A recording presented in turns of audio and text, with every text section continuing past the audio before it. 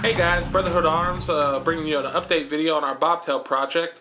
If you remember, this is our ATI American Classic GI that we're going to do a bobtail on. We'll clear it to make sure she's safe. All good. Today we brought John with us to explain all the parts and pieces that we'll be getting.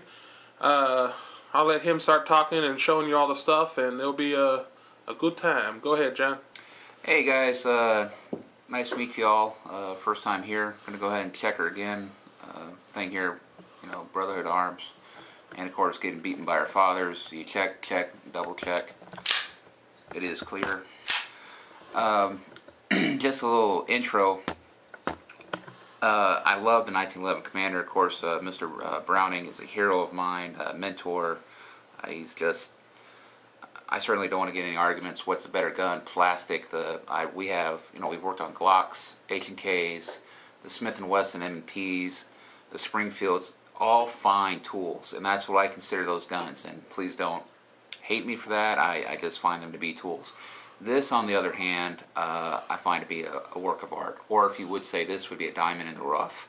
And that's what we plan to do with it, is basically take a gun that. And please don't hold me to this. With our wonderful administration we have in power now, gun prices are so hard to keep up with. But when we got it, MSRP was right about $450. Of course, Colt, having that pony right there is beyond awesome. But used on Gunbroker, last time I saw, even getting one was about $650, and that was one in really rough shape. One day I will have one. With that said, this ATI gun, actually saw a video with Mr. Hickok, and he really seemed to like them, and I've been overly impressed with just the stock gun, even the magazine, which I'm a huge supporter, and they don't give me any of this stuff for free, obviously, because we're just two schmoes who love guns. But if I get a 1911, that's my very first upgrade, Wilson Combat magazine. Go ahead and put that in it right now. Lock it back, make sure it's safe for everything. So on this, the major thing what we wanted to do is when I first started working 1911s, I was working with a gentleman who was working on a Nighthawk. By the way, another outstanding gun. I love those guys. He was going to go ahead and do something that I'd never heard of, never seen before. And please forgive my reference of time. This is roughly about 3 years ago, give or take. And he was doing a bobtail. I've never seen it before, and I do believe Ed Brown was the first one to make them. I beg of you not to hold me to that. And I just thought it was the coolest thing. It was on a full-size government model, and it's just really neat. And of course, like you all or your 1911 enthusiasts have seen the Ed Brown one, and I'm not questioning the value of those guns. If I had the money, I would probably have a catalog of every Wilson Combat gun, Les Baird, Nighthawk, and Ed Brown, and all the other type. If you have 100 1911s, you still don't have enough, in my opinion. So, but I personally cannot afford an Ed Brown. So in this video, what we're going to do, in this process of videos, what we're basically going to show you is what, hopefully, you have a good gunsmith with you. If not, we're here to do the business. And that you could take this guy right here and make her perform just as well or superior to the actual guns that are out there for about $2,000 plus. The two things we're not going to be touching 100% on this gun is the barrel. For right now, we're going to leave stock. The sights we're going to tackle with later. Probably going to get night sights, Trijicon. Probably not going to dovetail it. This is a gun that's going to be meant to be carried, so probably just going to do the old getting the front sight out, tapping this girl out, and putting some really good Metrolite, Trijicon. We've worked with them both. They're really good companies. So with that said, again, can't say enough about this gun. I know it's made in the Philippines, and I know a lot of people love Made in America. I don't want to start throwing out brand names. If you want to ask me, please do. But I've worked with plenty of guns that cost 3 to 4 times this amount. Not nearly impressed with them. So, with that, let's go on with the toys. Yeah, when we come right back, we'll be with the toys, and we'll show you all the parts and pieces that we're going to be put in it. Be right back.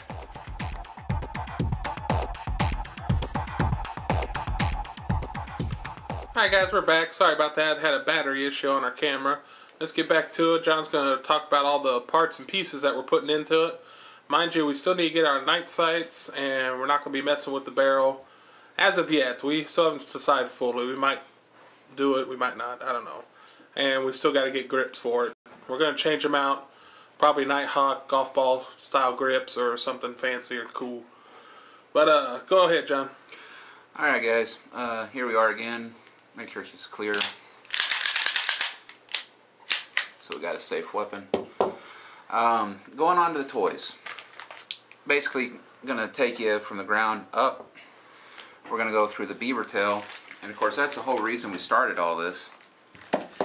And what we got from our friends at Brownells, excuse me, we paid for it, but of course that's where we ordered it from. We got the Ed Brown Bobtail jig. I'll give a review about that, how it goes. I've heard two sides of the story. One says if you're only doing one at a time, you really don't need the jig. However, they say if you do a whole bunch of them, which I hope to, I really do, this comes in handy, saves a lot of time. So there's our jig. For those of you who haven't seen it, this is the actual mainspring housing Bobtail by Ed Brown. And as you can tell, it has a little bit of checkering. This is going to be your bottom. And just to give you a rough idea, that's about where she'll sit. So basically, you just kind of, it just shaves it off a little. It feels really neat. And you have to move the hole. There's a little bit stuff to be done. It's more than just a cosmetic change. Again, I just think it's really cool. Sticking with the Ed Brown toys, we're going to go to a Memory Groove safety grip. I really like these. I don't have any on my personal 1911s. I've installed quite a few of them, and I really like the little ridge back here. It feels really good in the hand. So we're going to go with one of those. And also got the jig. These save so much time. There are guys out there that are very proficient and do not need these. I truly suggest if you try something like this on your own, it's not foolproof by any means, like nothing really is, but it really does help out, and I love them. Going from there, we're going to be using a little Bobtail Commander hammer, or excuse me, a little bobbed hammer from Wilson Combat. Again, love Wilson Combat. I call them toys, but accessories, if you will, hammers, slide releases. Never been disappointed with them, quality or anything. So we're going to go with that hammer. Going to go with an extended thumb safety release. They call this one a tactical one. I like this for carry, personally, because obviously got pretty big thumbs here. So it gives you a little bit extra meat, but at the same time it's still low profile, so you won't have to worry about it dragging on anything. I've used quite a few of these. Again, just quality product. Moving on from there, got a Wilson Combat magazine release. They call it Tactical Blue. Again, we're not sure. That's another thing we're not too sure on. Is if we're going to paint it, go old school and parkerize it. Want to do something to really set it off though, because a lot of work's going to go into this gun, obviously. So I want to make sure the payoff's really neat and it just doesn't melt in with all the other 1911s that are out there. So hopefully we'll come up with something really cool. So again, 1911 Wilson Combat magazine release. Going with this time, I've never done, for myself, that is, a solid 1911 trigger. And this is an Ed Brown one. I've always been a big fan of the Wilson Combat ones or Nighthawk. I've used quite a few of those. This will be my first Ed Brown one for myself. I've done a couple for customers. Again, never had any problems. As with anything 1911, you got fitting that you got to do, and that's what you got to do on these guys. That's why I consider them an art piece and not a tool. So, and again, I never this is just personal preference, mind you. If you're doing this for target, no worries. Put the set screw in there for you. It's really neat to reset it and everything. So if you're taking at the range, go for it. If it's for personal, protection of yourself, your family, I take these suckers out as soon as I get them, because one of my teachers, and I've heard it several times, again, it's a machine, machines fail. the set screw can actually come out, and there have been stories of where it sticks. So when you go to fire that gun, it will not fire. And of course, that is the worst thing that could happen, is have a catastrophic failure, especially when you need it the most. So I take those out. Again, unless it's for shooting at paper, because typically paper will not shoot back. And then as far as external toys, we're getting down to the limit here, or getting down to our run. Got an extended, again, Wilson Combat slide release. Again, just love these things. Used a whole bunch of them. Never been disappointed. Usually use Nighthawk or Wilson Combat. Again, there are so many companies out there that make wonderful accessories. Just these guys have never, ever disappointed. Going on to our second stack here. I love one-piece guide rods. I'm just a big fan of them.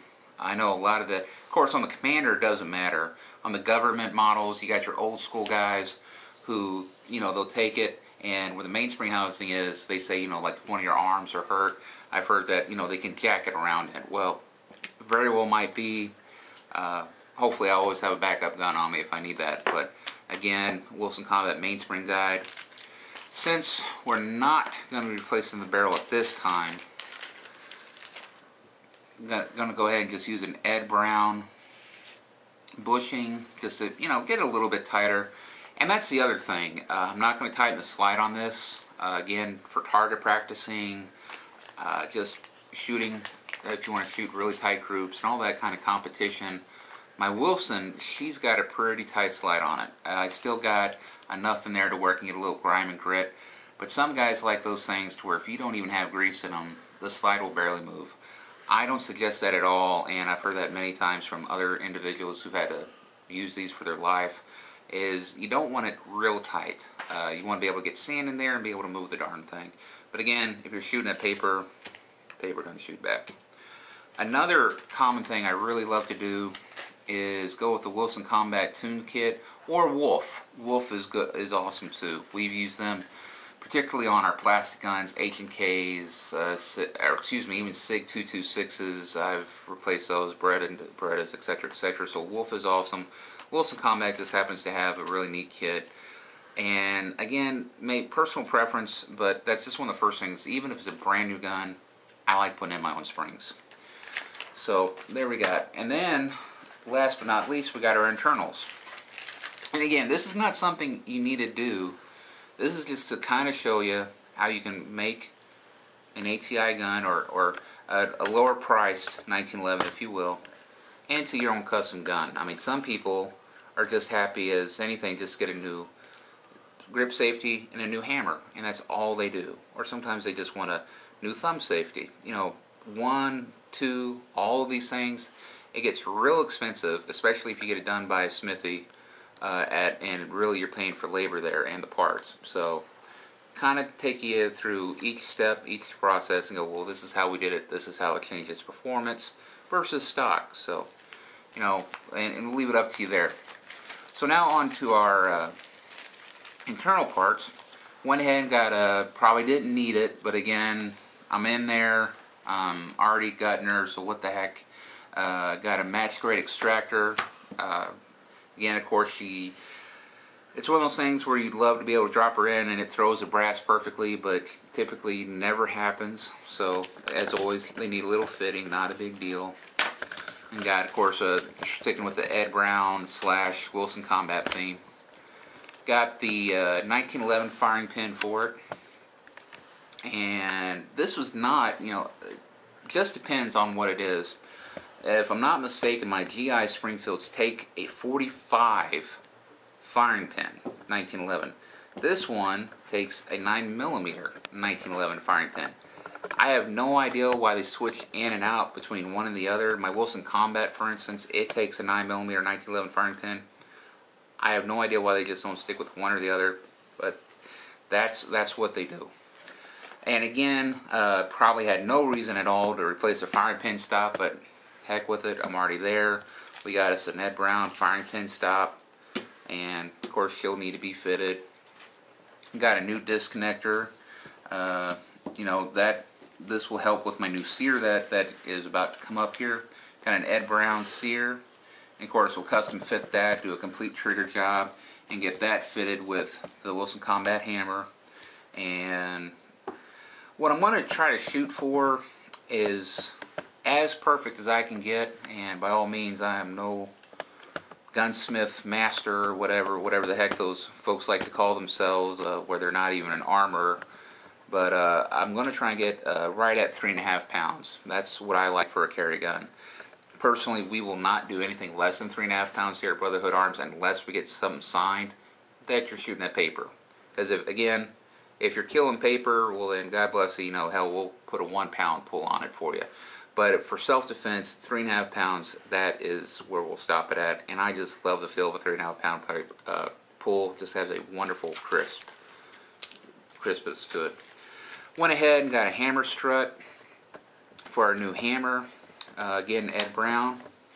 Of course, here's where a lot of the again, Wilson Combat Spring. This is usually the one I typically always get, the bulletproof one. I've gotten Ed Brown ones before. I've just always seemed to, these guys are always nicer to me. They're just kind. So again, this will help us get us to our, with our hammer work, our sealer work. This will help us get it to that 3.5 pound crisp pull that I love so much. And then we got our rebuild kit from Ed Brown. Might have some, again, worst case scenario for me when I'm ordering this stuff for myself personally and not a customer. When I'm doing a customer, of course, we try to just get the parts that they need at all possible and keep it as inexpensive as they like. Unless some of our customers do like the extra parts, and personally, me, I'm one of those people who you can't have enough extra 1911 parts. But you got the new parts for your mainspring, new mainspring housing, which I've already got one in my Wilson Combat kit. Again, she'll just go in the parts bin because I'll certainly find a use for it. So we got one of those. And the one thing that I just do not care for on, well, I have two major arguments, things that really bug me about 1911 manufacturers. If you're trying to make an authentic 1911, by all means, you put the flat tip screws in there. That's what, again, my mentor, my hero, many of your alls, put them in. That's what you do. In fact, I'm working on a GI one. The guy I bought them from said they're World War I 1911 screws. I wouldn't know the difference. Hopefully he's an honest man, and that's what they are. But I love Allen head screws. They're just easier, especially if you got a real pretty nice pair of grips on there. You don't have to be real specific or get that exact Brownell tip in there. You don't have to worry about how thin your blade is and all that. And then, again, this is just one of my, no, I don't mean to be going off topic here, forgive me. I guess that's what happens to become an old man.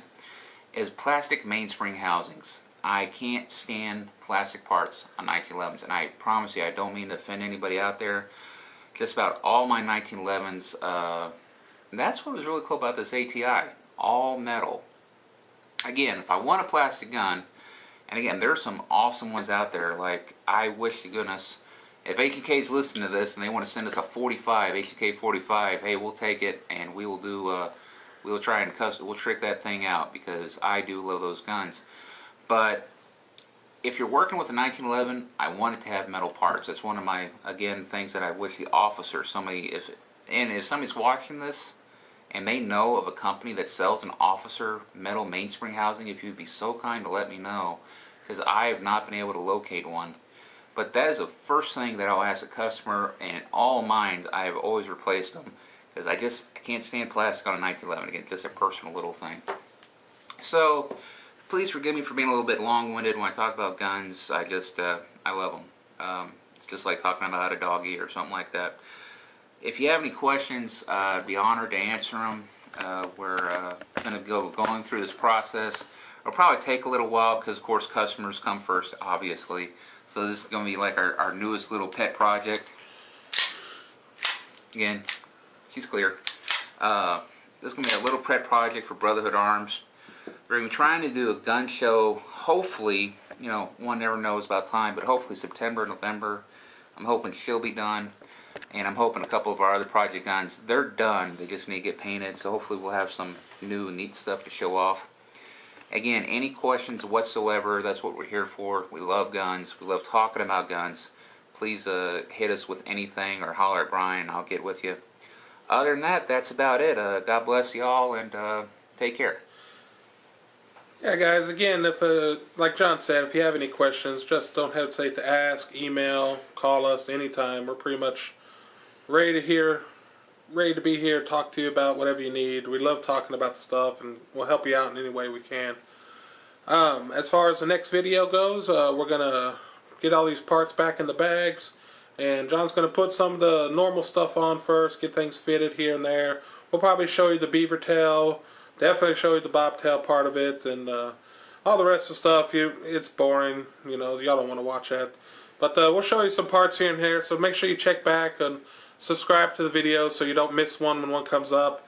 If you want to check out more of our information, you can go to our website at www.brotherhoodarms.com, or check the Facebook at facebook.com/brotherhoodarms. And both those sites have links to everything that we do, so you can check us out. You can also follow us on Twitter at BrotherhoodArms. But we're going to try to keep you updated on this. We thought this would be a cool build for y'all to see, and it's going to turn out really cool with the Bobtail, Commander, and showing you can do it at the... Don't have to go to Ed Brown and spend, $2-3 grand on a gun. You can be smart about it, see a gunsmith that knows what he's doing, and get it done for, maybe $1,500, and have a gun that's just as good or superior to that. But I'll talk to y'all later, and we'll be hitting you back up with some more videos. Just finished a quick little AR-15 that we just did basically a furniture job on it. Just changed all the furniture, updated it to kind of modern times, and we'll do a little quick video on that and let you see what it looks like. But until then, we'll see you later. Any parting words, John? God bless y'all, and y'all take care, and look forward to talking to you soon. Alright, guys. We'll check you later. Brotherhood Arms. In your face.